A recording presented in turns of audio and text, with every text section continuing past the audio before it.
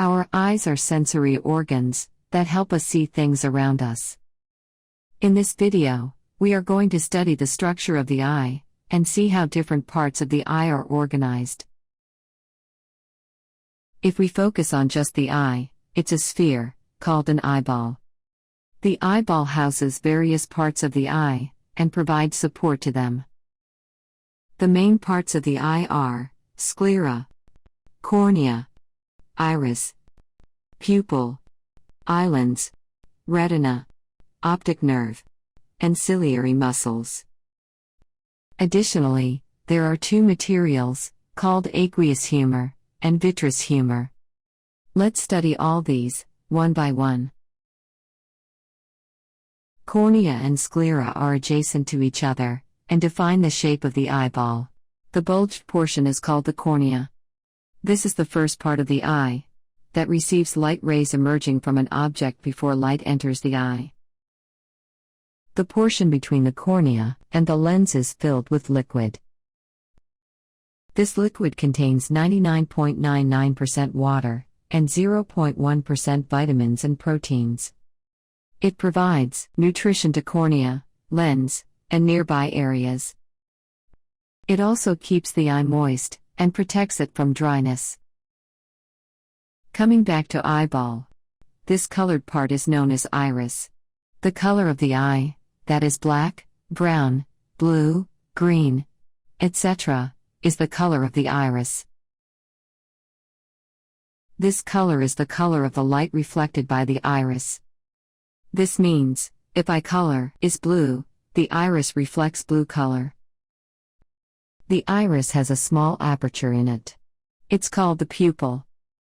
The pupil appears black, as the inside of the eye is dark. The pupil controls how much light enters the eye. Let's see how. If the light is very bright or harsh, and if the amount of light entering the eye is very large, it may harm the cells of the eye.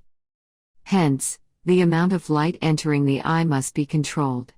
For that, the size of the pupil gets reduced, so that it allows only a small amount of light to enter the eye.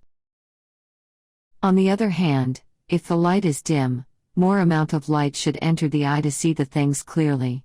For that, the size of the pupil increases, and more light is allowed to enter the eye. The eye lens is situated behind the pupil. It's convex, and made up of a jelly-like material. The eye lens converges the light rays and focuses them on the screen, called the retina.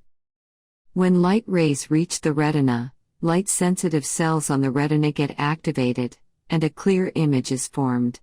There is a nerve attached to the retina. It's called the optic nerve. It transmits visual information, like an object's color, shape, and brightness, from the retina to the brain. The brain interprets this information, and we can sense the object. The portion between the eye lens and retina is filled with a jelly-like material, called vitreous humor. Being transparent, it allows the light to pass through it. Vitreous humor provides support to the eyeball, and maintains its shape. If vitreous humor was not there, there would not have been any pressure from inside the eyeball, and the eyeball would have been squeezed due to external pressure. One more important part of the eye is this, the thread-like structures which hold the eye lens in place. These are called ciliary muscles. As the eye lens is flexible, its shape can be changed. If it's pressed from ends, its curvature increases. If it's stretched to make it long, its curvature decreases. This is very important property of the lens, that helps us see nearby and remote objects clearly.